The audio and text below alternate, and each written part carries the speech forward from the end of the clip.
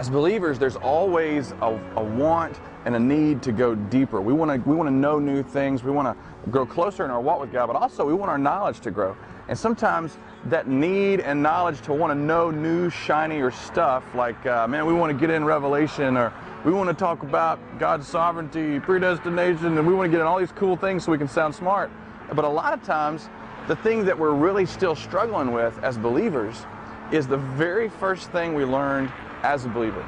The fact that God has forgiven us for our sin, and He is choosing not to remember our sin against us anymore.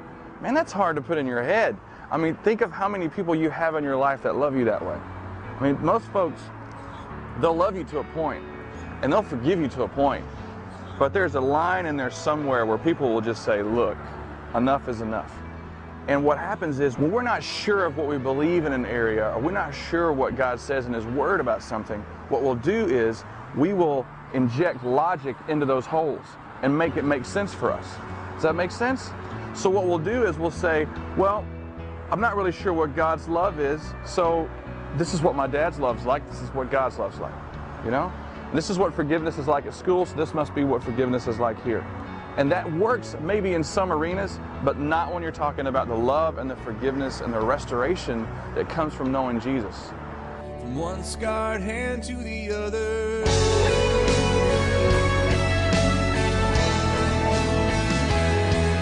God says this, as high as the heavens are above the earth, so great is our Father's love for you.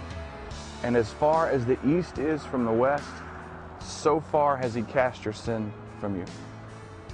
Today I feel like I'm just one mistake away from you leaving me this way. When I was a senior in high school, Mr. Short was our small group teacher, and he was explaining to us the forgiveness of God one time using this verse in Psalm 103. And he said, you know, if you look at the directions, north, south, east, and west, there's a reason that he said, as far as the east is from the west is how far He cast your sin from you.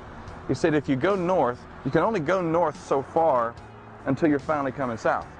And if you try to go south, you can only go south so far until you're going north. But if you just start traveling east, east just keeps going, and west just keeps going west. And that's how far He's cast our sin from us. He calls it the sea of forgetfulness. And sometimes as believers, we struggle with that sea of forgiveness because no one else forgets our sin. Everyone else reminds us of what we do. Everyone else rubs our nose in it. And when we don't understand something about God, what we'll do is we'll inject logic into the holes that will help it make sense for us. God is not like our teacher. God is not like our friend or our boyfriend or our girlfriend, or maybe even our parents can be sometimes. When He says He forgives you, He's saying is, I am choosing not to remember your sin against you anymore. Not because you're a good person, not because you're doing more good stuff than you were bad stuff, but because when my Son paid the debt for your sin, it's erased as far as the east is from the west. From one scarred hand to the other.